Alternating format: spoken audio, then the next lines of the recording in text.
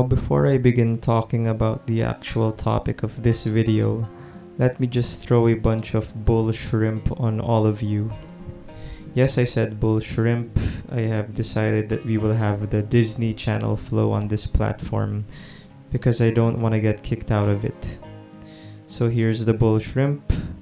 I'm so glad about the outcome that the previous video had. Somehow the view dam just broke, giving me more views than I ever thought I could have in a short span of time. That was awesome, and moments like that really motivate me to make more stuff on this channel. Thanks also to my first subscriber, which appears anonymous in the channel studio stats. Whoever you are, know that I love you very much. Alright, that's enough bull shrimp. Now back to the actual video. Oh, the emo side of rock music. Back in the 2000s, they were like ants. The Used, the Red Jumpsuit Apparatus, Jimmy Eat World, Senses Fail, Silverstein, Hawthorne Heights, Finch, Cute Is What We Aim For, Escape the Fate, Sausen, and tons more. There was no escaping emo rock back then. Now all those bands that I mentioned are good. I love them all, some more than others, but I truly love them all. However, my love for those bands will never ever beat the way I love My Chemical Romance. Now that band is literally the king of emo rock music. It's the one that rules above all. I get the feeling that all of you actually agree with me when I say that they're the best. I'm like 100% sure that they're the greatest emo band out there.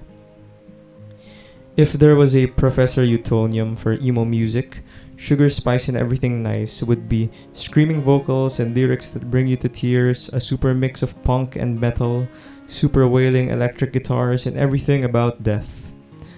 I guess those are the perfect ingredients to make a successful emo band career. And when it comes to MCR, they have all of those ingredients 100%.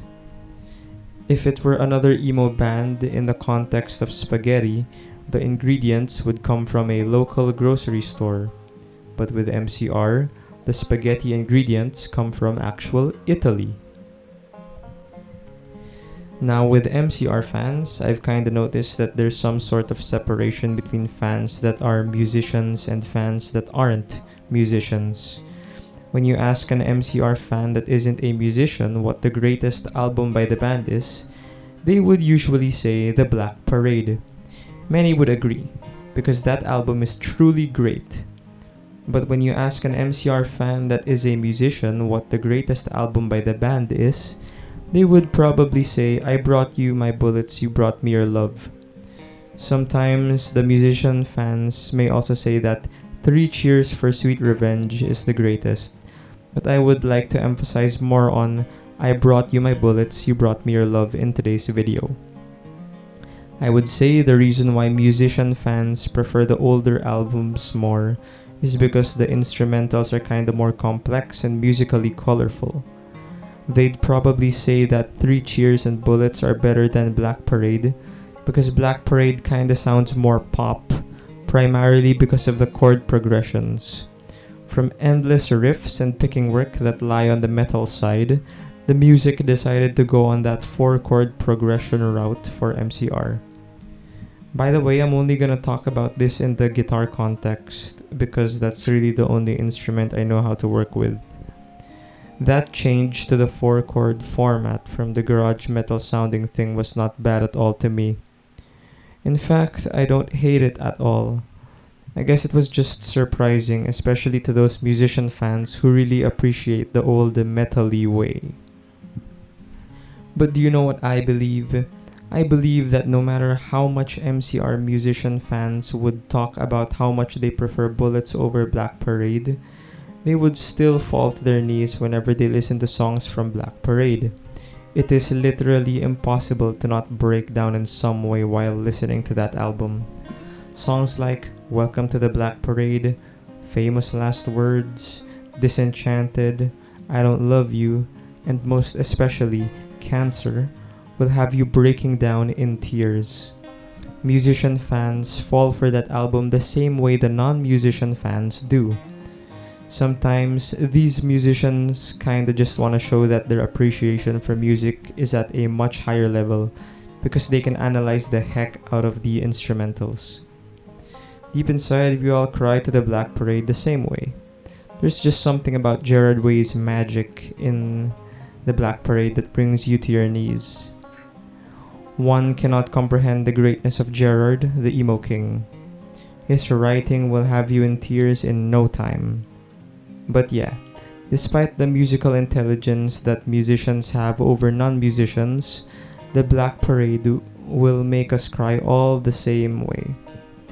Musicians could spend a lot of time just talking about how they don't like the 4-chord path that MCR took when making the Black Parade, but such comments won't really matter, because those musician fans would probably break down and cry once songs from the Black Parade album come on, just like the non-musician fans.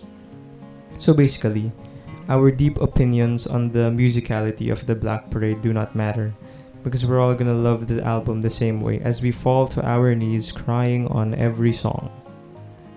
Alright guys, that's gonna be it for today's video. I hope its outcome is good once posted, just like my video on Meg White. I didn't expect this essay to be this long, but I'm glad I had a lot to explain. It's time for me to sleep now because these days I really need to find some good sleep. I miss good sleep. But yeah, I hope you all have a great day, and I hope that it gets better if you aren't. This is the Stonish saying, goodbye, Yellow Brick Road.